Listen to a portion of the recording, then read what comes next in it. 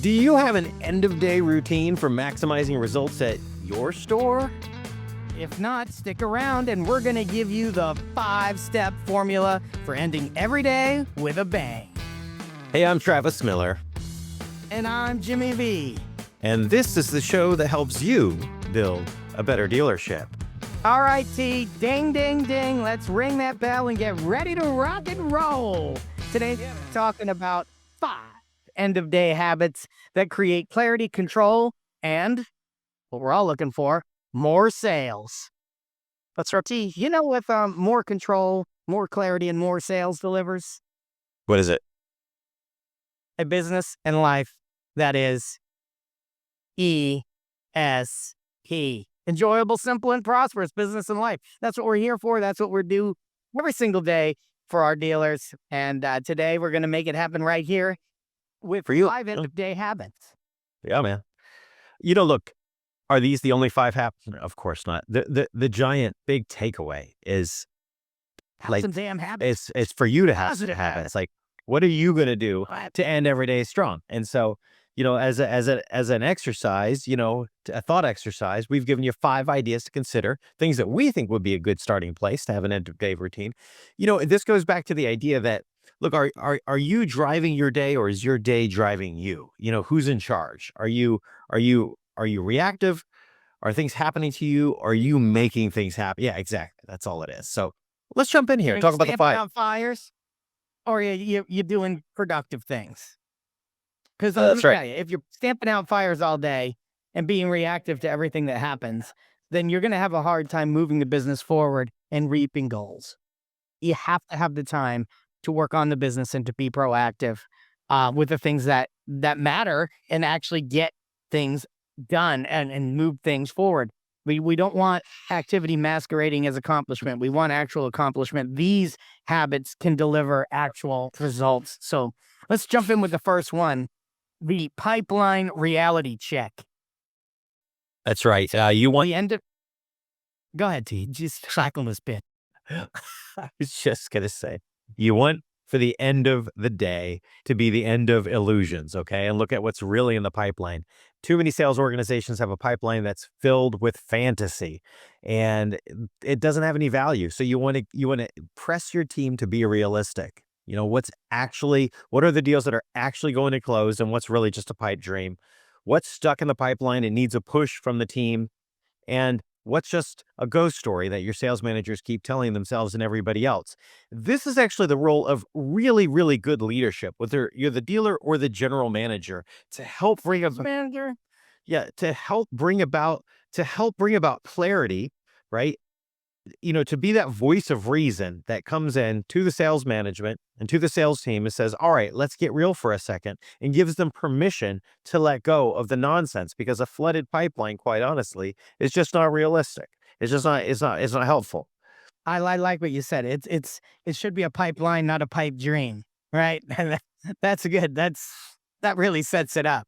You want to make sure that what you're looking at is viable and will actually turn into deals at the end of the day, or the end of the week, or the end of the month. You have to use accurate thinking to forecast appropriately and actually hit the goals, because obviously the sooner we know we're off track, the sooner we can make changes to get back on track. And you want to do that earlier in the month, not later in the month, where you then have to go to a scramble to solve your issues and to get back where the ground that you've lost. Yeah. So this can also help. This can help you train your managers to stop padding numbers and start solving problems instead. Like you said, accurate thinking, like getting a real view of what's really going on instead of a fantasy view, can let you deal with things as they are, not things, how they wish they were.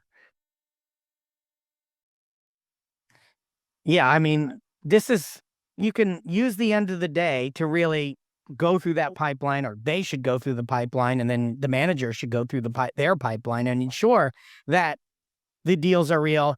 This is a great time to write down the one deal that you personally are going to influence tomorrow. Maybe the manager is going to jump in on a deal, and help push it forward. Or maybe the salesperson has to go back and jump in on one of the deals and really push to make it happen the next day.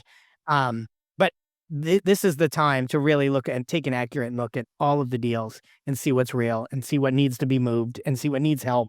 And then actually, so you could set your schedule for the next day to actually accomplish results. All right, number 2. It's the desk manager debrief. This is a 5-minute download that you conduct with your key manager or managers, okay? And there's a few questions. What went right today?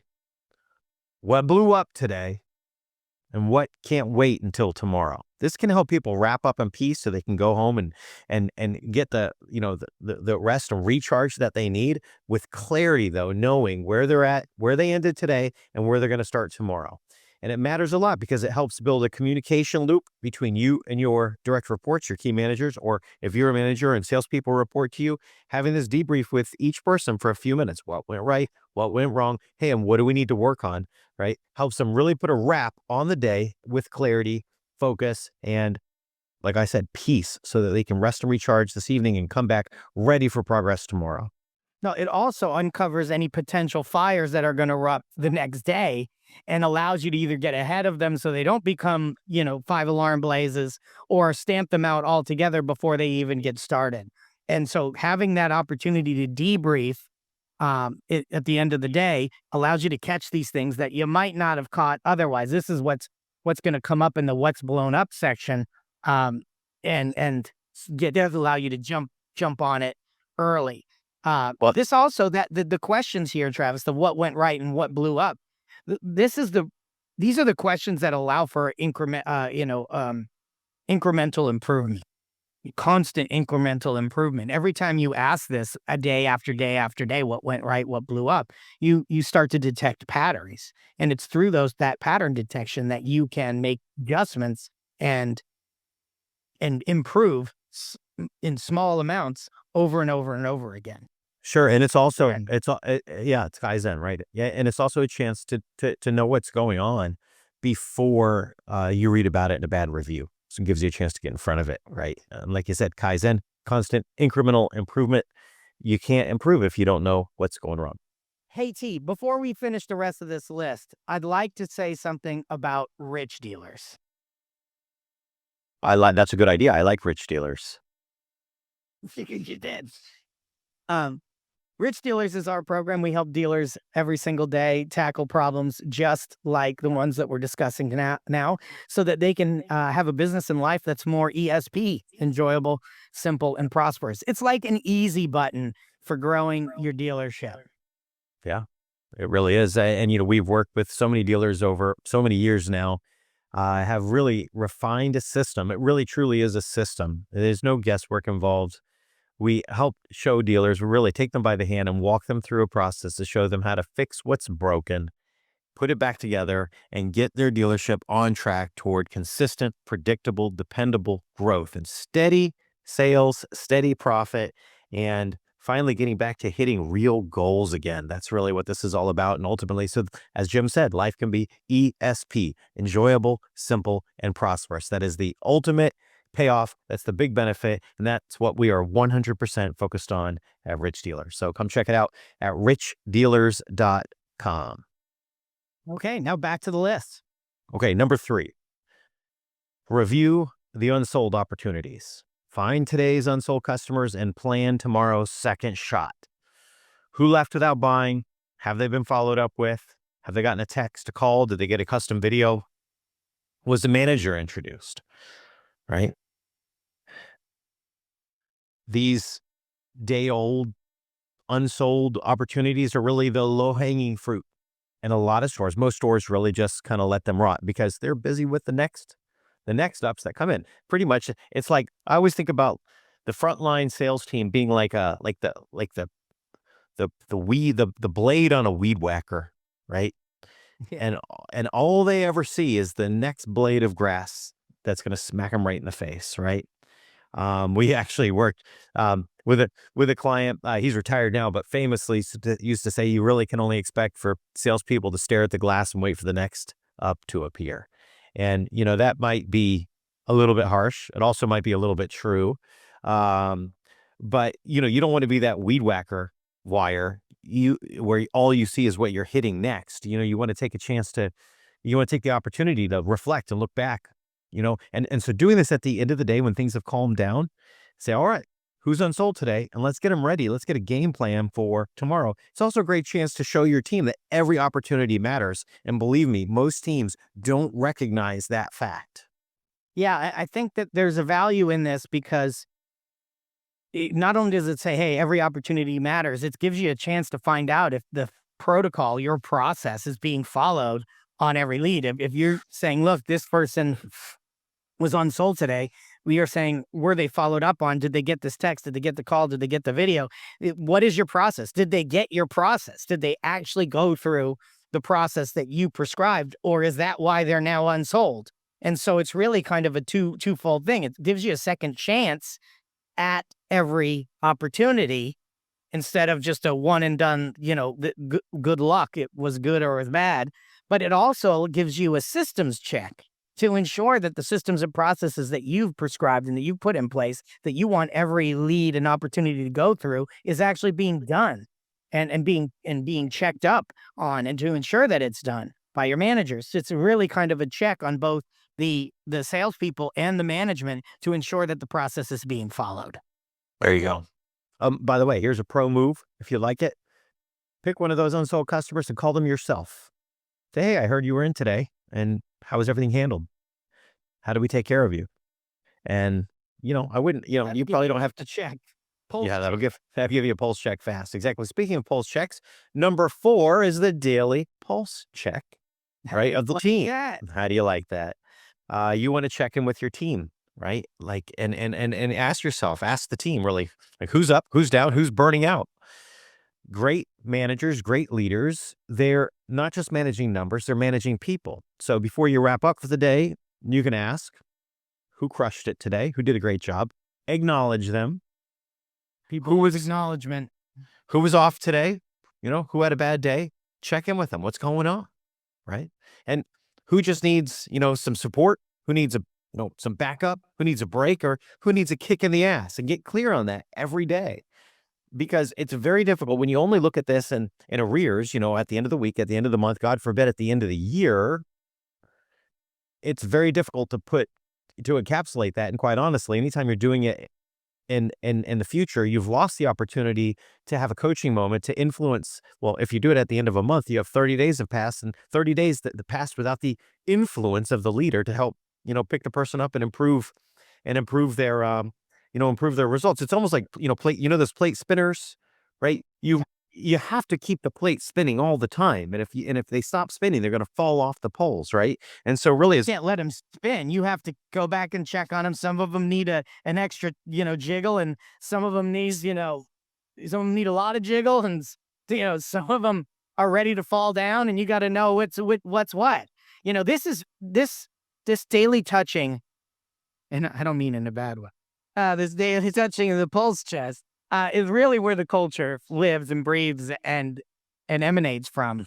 Because, like I said, people love recognition, and it gives you a chance to really find out what's going on in their lives and in their minds. And that is how culture is built, one touch point at a time with your people. If you wait until the end of a month where they're either successful or failed, it's going to be a lot harder to help them, and it's going to be a lot harder to create culture. If you wait till an annual review or something, then you're really not getting enough interaction with those people for it to really matter, for it to really build culture, and for your belief system and your values to translate to the work that they're doing on a daily basis. Because it's really what you want. You want your core values to be a measuring stick against their day-to-day activities. Are they doing the things that are in line with the values that end up delivering the results that you want to deliver, and the experience that you want to deliver?